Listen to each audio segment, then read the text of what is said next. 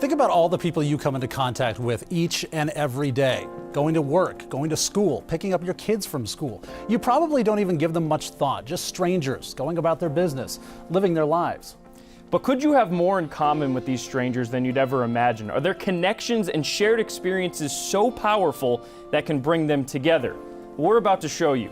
Jessica and Eisa are two moms who've never met. You'll see their stories playing out side by side, and at the same time, we reveal the secret bond they share and introduce them for the first time. This is Common Ground. Where's your backpack? You're gonna have to get on the other side. I don't know, we came and looked at it that morning and it was like, this was the house. Now I'm getting ready to make your eggs, buddy boo. When I was pregnant with my daughter, he always liked touch you by belly. He goes, sister. Okay, hold on, babies. Yeah. That's a really good Spider-Man. I do that every time my son Justin has an achievement. Yep. It's my boy. Every so often, you know, if that's something that he's done really, really well, he'll want to go to the cemetery and tell his brother. I always wondered, is like, you know, how would he be right now with his brother? I remember the first year or two, as soon as I turned into the cemetery, I sobbed. You think that you weren't there for them, but that you did your best. We apologize a lot. And it's just one of those things as a parent that you have that guilt. Yay! At first it's really hard, but now it's a lot easier because I know when she falls in that she's going to know what to do. It is scary. It only takes a second for your kid to get away from you. It gives you comfort knowing that she's learning how to swim and what to do if she does fall in. My husband's like, where's Eric? I was just like, oh, let's get up. Let's see if he's in one of his hiding places. So I go and look in the garage. I look under the bed. Everybody's looking around for him. I go, let me just look outside one more time. And that's when I see him in the pool. I scream for my husband and tell him that he's in the pool. My husband jumps right into the middle of the pool, grabs him. My back door was open, so I go outside looking for Parker, and I kept calling his name. Walked back over and I seen the pool rippling still, and I just was like, and the gate opened, and I was like, no way, that's not possible, and walked over to the pool, and there he was at the bottom, jumped in, got him out, and I brought him inside and started doing CPR on him on the table while my 8-year-old daughter called 911. He was 22 months old. He was almost 2.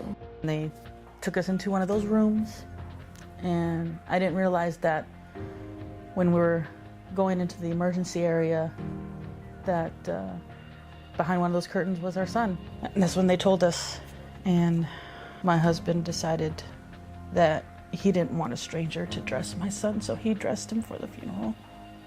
He picked him up and he put him.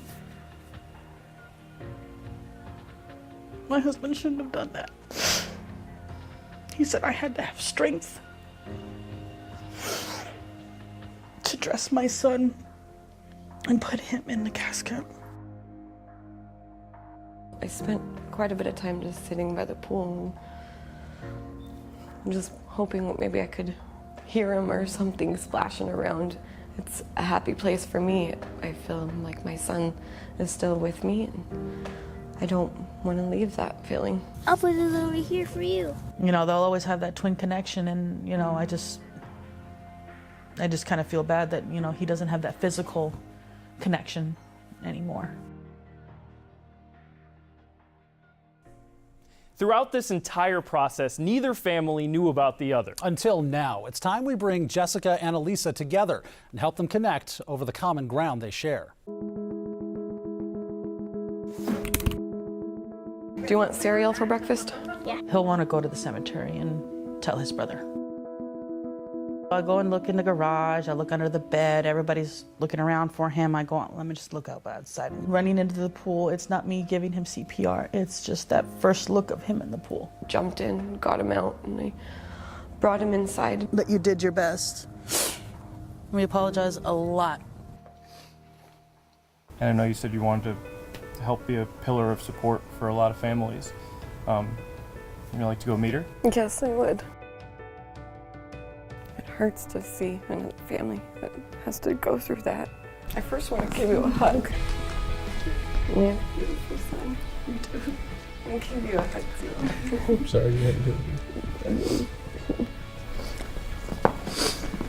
When you hear someone else's story that's similar, what goes through your mind? Unfortunately, you're in a group that no other person will ever understand. I think that helps by us is just remembering the good things, trying not to dwell on the fact that he's not here. I'm sure it's a thing that you guys never really forget about. It's got to be a constant reminder every single day. When you pass by a pool, that has to be the first thing in your mind. For the first year or so, it was hard for me to see a pool. It took us a while to even be able to swim in the pool, but now it's like, you know, Parker's in here swimming with us too. We get a lot of pool fences are ugly, and it's just burying your kids a lot uglier. That's my main goal, is just to get out there and spread my story. Hopefully we'll be able to change that with your help. The other reason we brought you here was that we're partnering up with Tracy and the Drowning Prevention Coalition. We want to do a PSA campaign, an anti-drowning campaign, and we want you guys to be a part of it, and your kids. Definitely. Anything to help. We would tell our Get story less. and cry a tear every day as long as one more parent doesn't have to go through what we've all been through. And people are very quick to say, well, it's not going to happen to me because I'm not a bad parent. And I think these are two remarkable families that show it's not bad parenting.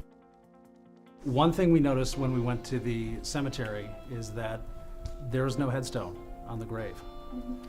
Well, the next time you guys go to the cemetery, we want to change that. So we're going to make sure that there's a headstone there.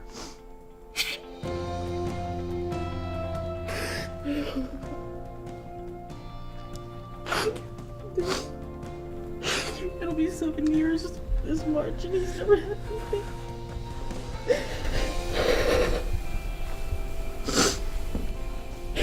Make her proud. Thank you so much.